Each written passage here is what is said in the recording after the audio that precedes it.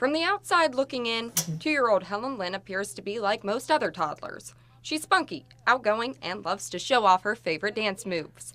But just months ago, Helen came in contact with a dangerous strain of E. coli, causing her kidney to fail. Probably the first month was definitely the roughest, and it was touch and go. We weren't sure how things were going to end up. How she came in contact with the E. coli is still an unanswered question. I don't know.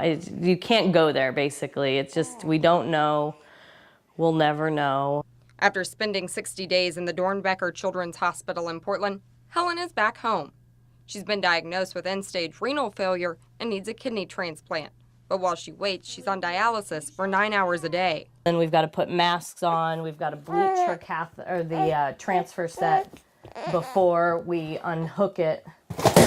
While most of the medical costs are covered by insurance and Medicare, there are still some unforeseen expenses, putting extra stress on the Lynn family.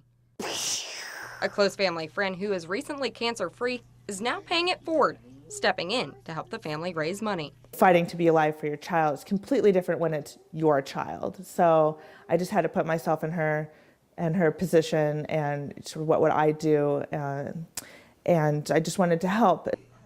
Starting in May, a fundraiser is kicking off at local Yogurt Hut locations around the valley, raising money for the Lynn family who says they wouldn't be able to get through this battle without the strength of their little girl.